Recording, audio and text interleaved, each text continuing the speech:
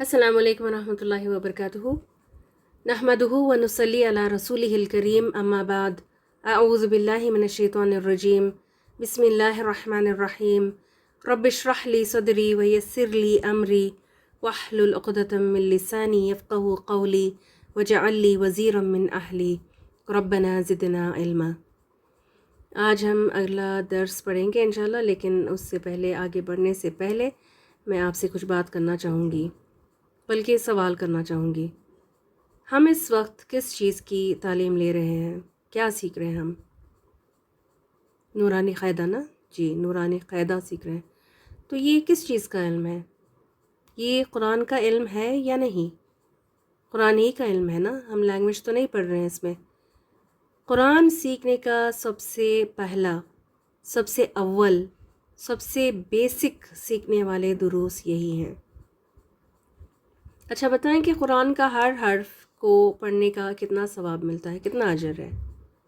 حدیث کے حوالے سے حدیث میں آتا ہے کہ ہر حرف کے ساتھ، ہر حرف کے ساتھ، میں نے کہا ہر لفظ کے ساتھ نہیں، ہر حرف کے ساتھ 10 نیکیاں لکھی جاتی ہیں۔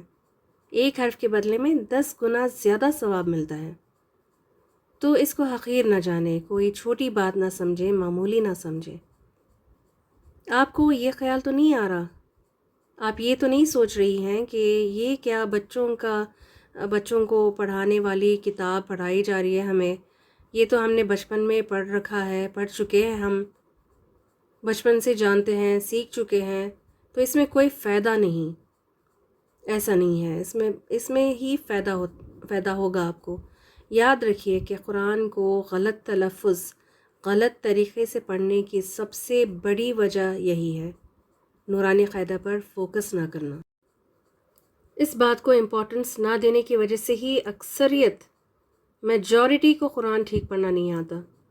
تو میں آپ سے ریکویسٹ کروں گی کہ آپ اس پر سیریسلی فوکس رکھیں اپنا، اور صبر سے کام لیں، محنت کریں، اچھی طرح سنیں، سمجھیں، اس کو پریکٹس کر کے پڑھیں، اور ہر بات سے الگ دعا کریں کہ اللہ ہمیں قرآن صحیح پڑھنے کا ماہر بنا دے۔ لیکن یہ محنت کیے بغیر نہیں ہو سکتا، صرف آرزوؤں کے سے نہیں ہو سکتا نا، کوئی بھی چیز حاصل نہیں ہوتی صرف ارمان کرنے سے، آرزو رکھنے سے۔ اس کے لیے جد و جہد کرنا لازم ہے، پھر آپ دیکھیں گے کہ محنت کا پھل، اپنے صبر کا پھل، اس کو میٹھا پائیں گے۔ صبر کا پھل ہی میٹھا ہوتا ہے نا۔ تو چلیں آگے بڑھتے ہیں۔ اللہ سے دعا کرنے کے ساتھ اللہ تعالیٰ ڈھیروں آسانیاں فرمائے، ہمیں قرآن کے حروف کو سیکھنے اور پڑھنے کا شوق دلائے، رغبت دلائے، اور ہمیں قرآن کی تلاوت میں مہارت حاصل کرنے والا بنا دے، اللہم آمین۔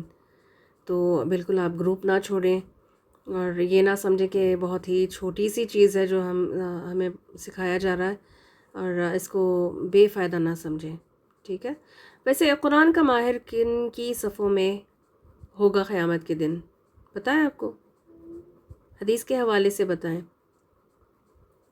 حدیث کے حوالے سے قرآن کا ماہر باعزت فرشتوں کے صفوں میں، فرشتوں کی مجلس میں ہوگا، اور اٹک اٹک کر پڑھنے والے کے لیے بھی خوشخبری ہے، ان کے لیے دوہرا اجر ہے، دگنا ثواب ہے، یعنی ڈبل ریوارڈ ہے۔ لیکن پھر وہی بات ہے، بلندیوں تک پہنچنے کے لیے بنیاد کو مضبوط بنانا ضروری ہے نا۔ تو چلیں قرآن کی تلاوت کی بنیاد کو مضبوط کرنے کے لیے پڑھتے ہیں نورانی قاعدہ کا یہ اگلا درس۔ چلیں آج کا لیسن ہم پڑھتے ہیں۔ آج کا لیسن ہے حروف اللین، اور حروف لین کون سے ہیں؟ 2 حروف ہیں جو لین کہلاتے ہیں، واو ساکن سے پہلے جب زبر ہو، اور یا ساکن سے پہلے جب زبر ہو، ٹھیک ہے؟ لیکن کیونکہ پہلے اس طرح سے ہم پڑھتے ہیں نا کہ رائٹ سے لیفٹ جاتے ہیں، تو پھر زبر کے بعد اگر واو ساکن آپ دیکھیں تو پھر وہ واو لین کی ایگزامپل ہے، اور اگر زبر کے بعد یا ساکن آ جائے تو پھر وہ یا لین کی ایگزامپل ہے۔ اور لین کا مطلب کیا ہے؟ لین کا مطلب ہے نرمی سے ادا ہونے والے حروف، ٹھیک ہے؟ اب عربی میں اس کو مدرسے میں جیسے پڑھاتے ہیں تو اس کو تا فتح واو سکون تو، تا فتح یا سکون تئی، سا فتح واو سکون سو، اس طرح سے پڑھایا جاتا ہے۔ لیکن پھر وہی بات ہے کہ اگر آپ کو اسپیلنگ کی عادت ہو جائے نا تو پھر آپ اس کو ہجے کے بغیر آپ آگے نہیں بڑھ سکتے، تو پھر اس کو ایسے ہی دیکھ کر نا آپ کو اسٹرائک ہونا چاہیے، کلک ہونا چاہیے کہ یہاں پر زبر ہے، زبر کے بعد واو ساکن ہے، تو پھر اس کو اس طرح کی پروننسیشن ہونی چاہیے. ٹھیک ہے، تو اس کو ایسے ہی ہم دیکھ کر اس کی آواز ہم نکال کر اس کو ٹھیک پروناؤنس کرنے کی پریکٹس کرتے ہیں ابھی. چلیں پڑھیں میرے ساتھ. تو تئی، سو سئی، دو دئی، زو زئی، رو رئی. دھیان رہے کہ جو گرین ہے وہ پر پڑھے جائیں گے، موٹے ادا کرنا ہے ان کو، اور را بھی جب زبر ہو اس کے اوپر تو اس کو موٹا ہی پڑھنا ہے. رو رئی، زو زئی، سو سئی، شو شئی، سو سوئی، دو دوئی، تو توئی، زو زوئی، لو لئی، نو نئی، او ای، بو بئی، جو جئی، ہو ہئی، خو خئی،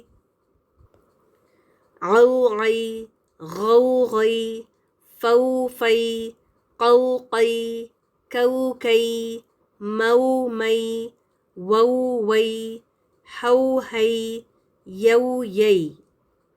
ٹھیک ہو گیا؟